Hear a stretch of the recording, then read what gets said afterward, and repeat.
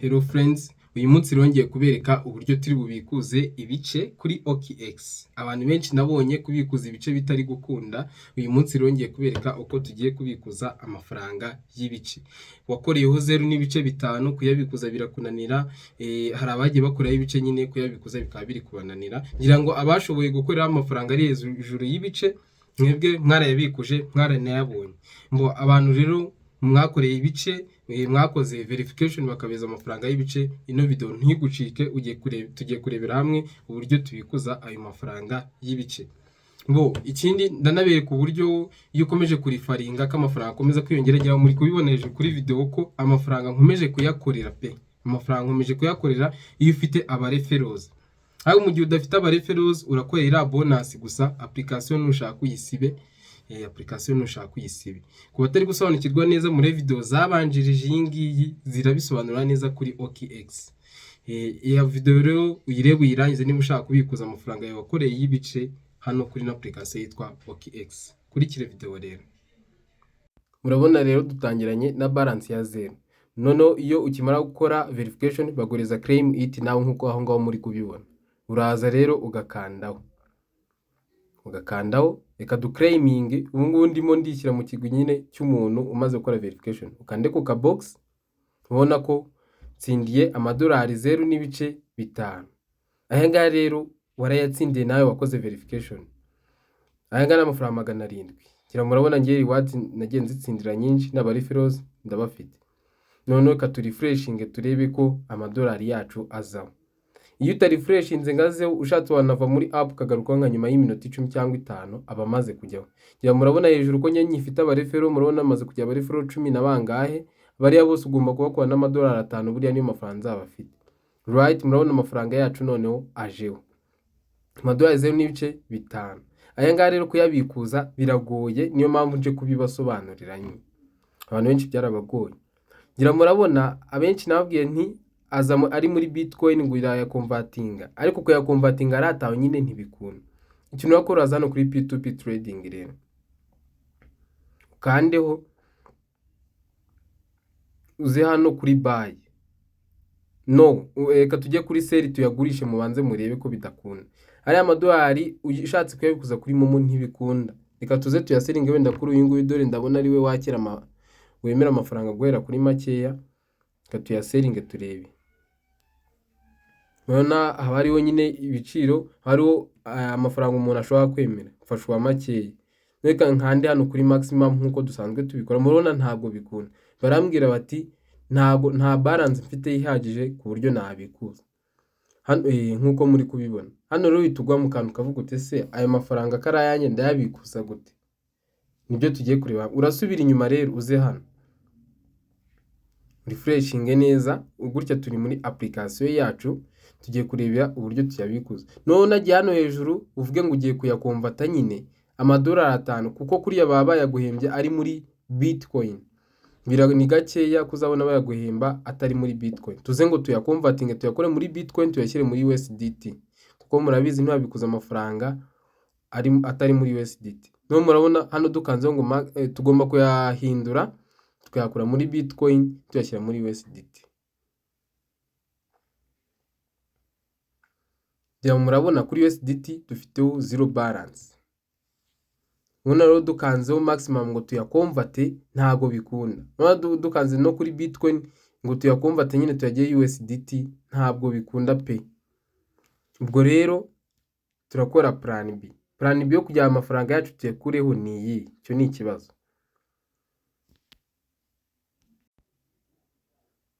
Urahita uza hano kuri P2P trading rero ukandeho. Nyuma yo gukanda kuri P2P trading, ikintu tugiye gukora ni kimwe. Tugiye kongeraho idolari rimwe rize rikuri hariya. Ibintu mu byizere biri trustable, birizewe pe. Uraza hano kuri buy rero ntabwo uri bukande sell. Uraza hano kuri P2P trading ubirekere muri buy. Noneho ushake hano umuntu uri kugurisha idolari ku mafaranga make kandi uri active. Active nayo babwiye ko umuntu uri active haba ari akanuza k'icyatsi. Ngira murabona uyu nguyu we ni kuri makeya. Noneho uraza urebe idolari arigurisha kuri angahe. Noneho ayo mafaranga y'amanyarwanda uzuyandikemo hariya hejuru. aze kungana n'idolari rimwe nyine ari kuyagurisha. Murabona nanditse 1440 ni amadolari 0.9, nanditsemo icyatanu bihuye n'idolari rimwe. Hano rero uhita ukanda buy USDT. Ibintu nutabisobanukirwa neza, urena video zijyanye na OKX nashyizeho kuri video ya mbere, video zibanza biriho neza. None hano uraza wandike buy USDT.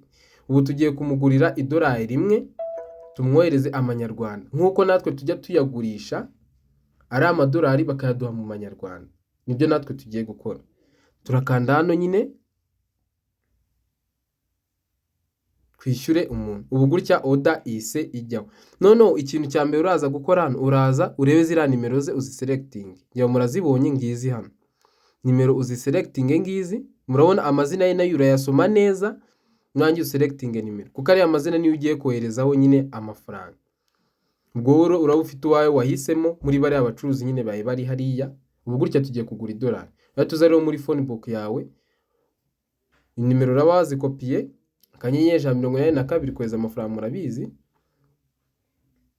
urwego. Noneho ni MTN ntabwo ari Tigo. Noneho ushyiremo rimwe kweza amafaranga nyine, upestingemo za nimero umaze gukopiya. Hano tugiye gupestingamo za nimero, dukande send. Ubwo urashyiraho umubare w'amafaranga. Twabonye ko idolari rimwe tugiye kurimugurira ku 1,100 angahe, ku 1,500. Tuyashyizemo. Noneho hano urashyiramo pin yawe nyine, amafaranga aragengira. Murabibona ko noheje amafaranga kuri zira nimero na kopiye nyine, maze kuyohereza none ahangaha. Noneho urahita usubira muri nuza, arahita bibona nyine muri message ziwe. Usubire muri OKX. Noneho ukande hano handitse I have paid. Hano handitse I have paid, urahakandaho. Numara kuhakandaho rero bahita bakubaza proof of payment. Ese niki kigaragaza ko wishyuye? Urageraho muri message zawe, ukandeho, urona message yuko wamweje amafaranga itiza, ufate screenshot. Numara gufata screenshot uzuyishyiremo hano uya-uploadingemo. Ni ibintu byizewe nyine, uhita uyimwoherereza. N'abajya bambaza bati se ni gute bakora trading, crypto trading, nuko bikorwa. Mbo noneho uhita ukanda hano kuri remind seller. Ubwo uraba ugiye kumwibutsa ko amafaranga wayohereje, nawe akoherereze rya dolari rimwe ushaka kumugurira. Nuko bagura cryptocurrencies online. Nuko bikora. Ubu gutya tumugura idolari, ariko gutya mukibona order iracyariho, ntago arayohereza. Urategereza rero amafaranga yohereze nyine ya madolari, rya dolari rimwe tumuguriye. Urategereza. Kuri ubu kanze reminder nyine barabimwibutsa. Ngira murabona ko order ikiriho, namwohereje icyatanu wagiye kunyohereza idolari rimwe. Nkuko mubyibuka dufiteho 0.5, ubwo turahita tugira idolari rimwe n'ibice 5. Ngira murabona bino bintu birizewe. Hano hari amaorder menshi nagiye completinga.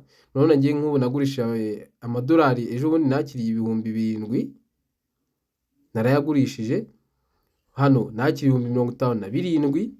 Ubwo nagurisha amadolari ajya muri 40. Hano murabona naguze amadolari, naguze idolari rimwe ku 1,400. Ngira murabona ko ni ibintu byizewe nyine nsanzwe nkora, na amaoda ugenda ukora, ni ibintu byoroshye. Nurana video zabanje ndatekereza ibintu ari tubyumva rwose.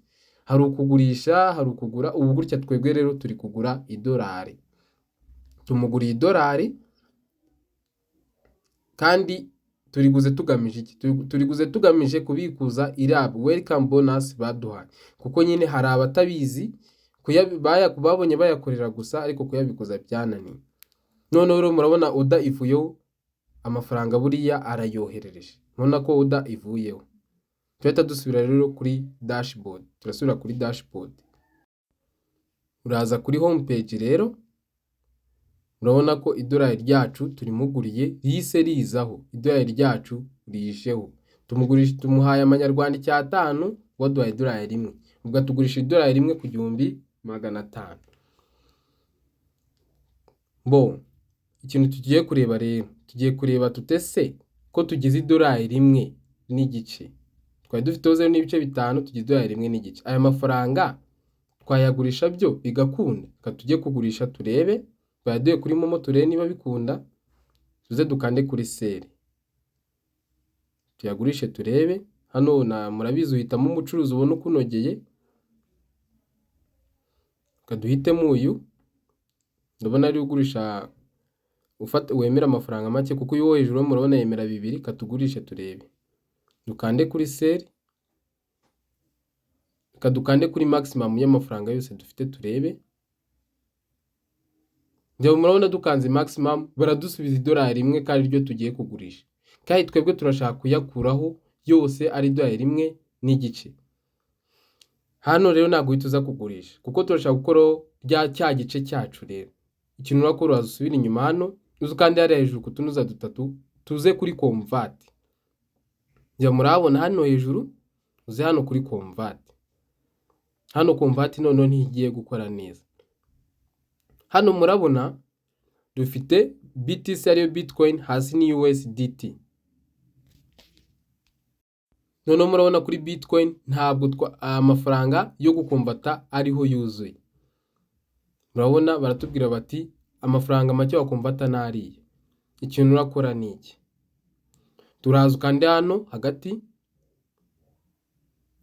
ubihindure nyine USDT ijye hejuru, Bitcoin ijye hasi. Ubwo tugiye hano kuri nuza kuri USDT dufiteho $1 kuko niryo twadepositinzeho, sibyo? Murabyibuka twashyizeho $5. Ubwo hano kuri USDT dufiteho $1. None hano kuri Bitcoin hasi dufiteho 0.5 amwe baduhembye nyine dushaka gukuriraho rimwe yose. Turabigenza gute rero? Nicyo kintu cyo kwibaza. Turabikora gute? Tugiye gukanda hano kuri maximum, hano kuri USDT.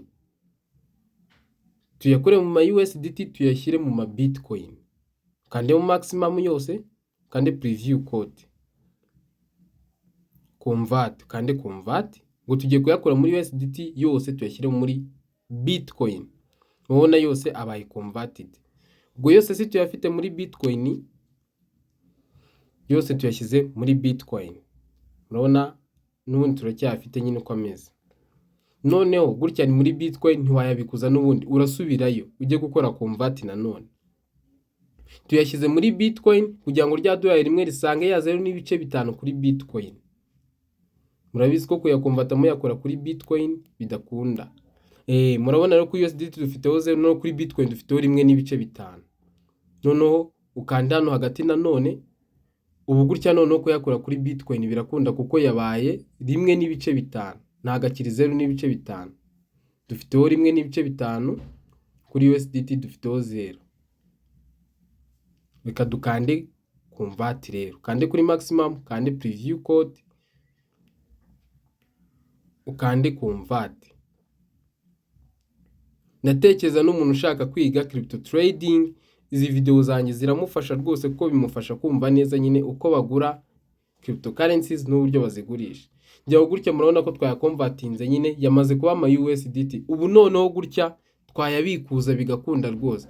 Ubu gutya tugiye kubikuza rya $1 ryacu twaguze rivaneho na cya gice cyacu baduhembye. Ukande kuri P2P trading nk'ibisanzwe, uzo kandi kuri sell. Kuri sell nyine tugurishe kuko gutya kugurisha birakunda. Noneho sell. Hano nkuko nabibabwiye muri video zabanje, ushaka umuntu akatugurishe kuri uyu nguyu. None uraza ugakanda kuri maximum nk'ibisanzwe nkuko dusanzwe nyine tuyagurisha. Ubu gutya tugiye kumugurisha rira $1.5. Tugiye kurimugurisha 1.5 ayadoye kuri Momo. Murabona nkanzo n'ibiri gukunda. Hano hari ikindi kibazo uhita wibaza, kuki nkanzo hari nibikunde? Hari igihe amafaranga ubu yafiteho hano ari mu ma USDT ariko ari kuri wallet itandukanye. Tuze turebe hano kuri asset. Ya murabona ko kuri funding hariho 0, kuri trading hariho 1.54. Ya mafaranga yacu yahise ajya kuri trading. Ibi nabyo ugomba kubikemura. Uraza ukande hano kuri transfer. Ni ibintu biba byoroshye, na application isaba kuyimenyera. Kuri transfer murabona biravunanye nyine ariko nta mafaranga azira ubusa. Turashaka kuyakura kuki? Kuri trading tuyazana kuri funding. Kandi murabona funding ni hejuru. Urakanda hano rero kugira ngo bisimburane. Urabona birasimburanye. No trading arava kuri trading ubwo aza kuri funding. Ukande hano kuri maximum rero. Ubwo amafaranga yose ari kuri trading arahita ava ajye kuri funding. Ukande confirm. Nona transfer successful. ubu gutya none ari kuri funding kuyabikuza nta kindi kintu na gito gisigaye, nta na gito pe. Right, tuza hano kuri P2P trading rero, uze hano kuri sell, uze kuri sell hano urabizi uhitamo umuntu nyine ubona uko unogeye katugurishe kuri uyu n'ubundi. Hano murabizi nk'ibisanzwe ukanda maximum. Yego murabona none amafaranga yacu agiyeho, turakira amafaranga nga 2171. Kande sell US with zero fees, kande sell nyine ugurishe. Ya murabona gutya noneho cya cyatanu cyacu twashyizeho tugiye kukibikuza, tukibikuzanye n'andi arengaho ya 500 arengaho. Hano barakora verification, ya murabona birarangiye. Hano rero urategereza ayakohereze kuri Momo. Murabona turakira 2171. Tugurishije $1.5 turakira 2171. Ubwo turategereza rero, turategereza message ize. Murabona hano hejuru nta message irazaho, kibitube tubikoye kugira ngo niza nyibereke nayo neza. Murategereza rwose, ngira ngo murabona order yacu iracyariho. Turategereza rero order yacu, turategereza message ya Momo ize. Murabona message isiza, murabona y'amafaranga isa yoheza 2171. Right, tuzano rero kuri order zacu, icyo ngiye gukora nawe ugiye kumweza zira USDT, urakandaho rero utegereze. Ubwo ugiye gukora icyo bita release. Ibi ngibi turi gukora bisa neza nk'ibyo twakoze turi kuyagura, nuko nyine byicuritse. Murabona ko message yaje amafaranga 2171, hano murabona ko ari muri order. Kintu urakora rero refreshinga neza, uzukande kuri order yawe kugira ngo tujye tuba honest, abantu b'inyangamugayo. Urakanda kuri order nyine nawe uyamwoherereza. Murabona ko abahisa nanyandikira ambwira ati nyohereza cryptocurrencies zanjye, amafaranga nayohereje kuri mobile money. Urakanda kuri order yacu rero. Ngira ngo ibi bintu ewana video maze iminsi nkora hari nakoze video nkenye zirenga zose bivugaho. Batuze ukanda hano kuri release crypto. Please niba umuntu akoresha amafaranga nawe mukoreye release abone cryptocurrencies yakuguriye, wamugurishije wonyine. Tumaze kuzigurisha rero urakanda release kugira ngo zira crypto dufite zigende. Kande release, kuko nubundi utamukoreye release ntacyo zizazakumarira, kandi we ashobora no kukureka. Urakanda release rero kugira ngo release nukuzimusunikira zikagenda nkuko nawe yayakohereje kuri mobile money.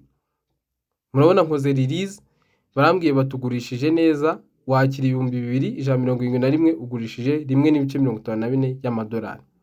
Ikindi kandi mbere yuko ukora release mbibutse mbasaba ujye ubanzure kuri mobile money yawe ko amafaranga yaje. Urana tugarutse hano tugakora refresh, nkoze release, amafaranga yose aragiye. Ndabizi neza ko nayakiriye hehe kuri Momo. Ndakeka ino video rwose isobanuye ibintu neza, ngira ngo murabona message ko yaje rwose. Cyeka rero wumvishe ino video neza rwose, ibigusobanuriye neza. Kora subscribe utarayikora ubashe gukomeza kuryoherwa n'ibiganiro byacu.